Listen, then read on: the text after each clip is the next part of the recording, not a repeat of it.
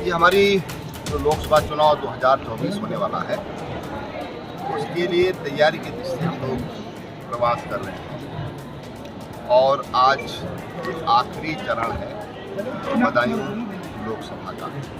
यहाँ पर जो पार्टी की हमारी लोकसभा की संचालन टीम है, उनके साथ और यहाँ पर एक महिला और युवा सम्मेलन में 2024 में एक बार फिर मोदी सरकार आए, उसके लिए आह्वान करने में आया।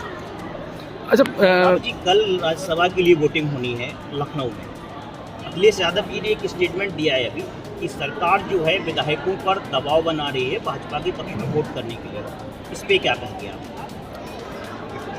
इसका मतलब ये हुआ अखिलेश यादव को अपने विधायकों के ऊपर विश्वास नहीं है, उनके विधायकों की अखिलेश यादव के ऊपर निष्ठा नहीं है, उसमें कहीं ना कहीं कमी नजर आ रही है।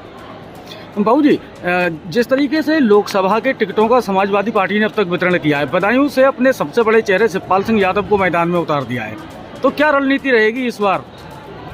रणनीति जीतने की रहेगी और भारतीय जनता पार्टी की जो प्रत्याशी है वो फिर एक बार यहाँ से सांसद बनकर जाएंगी, पुराना इतिहास फिर दोहराएंगे। कौन रहेगा? इस समय आने पे बता दिए थे। बाबू जी, सपा और कांग्रेस के गठबंधन के बाद क्या लगता है कि 400 सीटें आसान होंगी? देखिए, 400 सीटें भारतीय जनता पार्टी और एनडीए की ये हम लेकर आएंगे और एक गठबंधन का कोई असर मतदाताओं पर पड़ने वाला नहीं है। सब जानते हैं कि ये आपस में लड़ते हैं और उनके निजी हितों के लिए गठबंधन बनाते हैं, परिवार के हितों के लिए गठबंधन बनाते हैं। भारतीय जनता पार्टी परिवारवाद से हट करके और देश के लिए, अपने राष्ट्र के लिए राजनीति करती है। बाबू जी, आप उत्तराखंड से चूंकि सीएम भी रहे हैं, हल्द्वानी हिंसा के बारे में एक सवाल ये है कि क्या ये हमला पूर्व नियोजित था?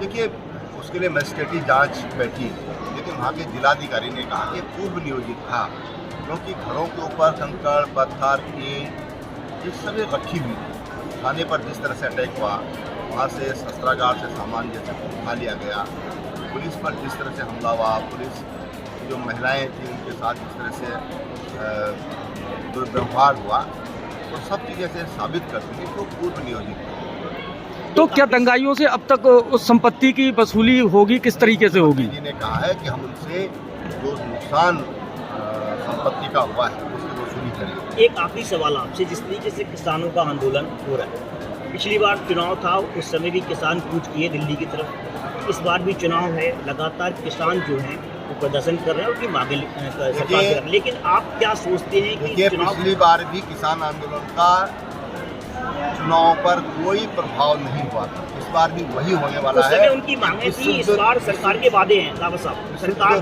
का ये है कि सरकार जो है वादा खिलाफी कर रही है। सरकार ने उनसे जो वायदे किए थे सब पूरे किए हैं, अगर इसलिए मैंने कहा कि पॉलिटिकली मोटिवेटेड ये आंदोलन है, इसमें किसान है ही नहीं। क्या लगता है किसान जिस तरह के वो हाथों में हथियार, तो जिस तरह के वो इंतजाम करके चल रहे हैं, जेसीबी लेकर चल रहे हैं, बड़े बड़े ऐसे मशीनें लेकर चल रहे हैं, किसान तो कौन है इस आंदोलन के पीछे? किसान होता तो किसान को आंदोलन करने की जरूरत। तो आंदोलन के पीछे कौन है, क्या मानते हैं आप?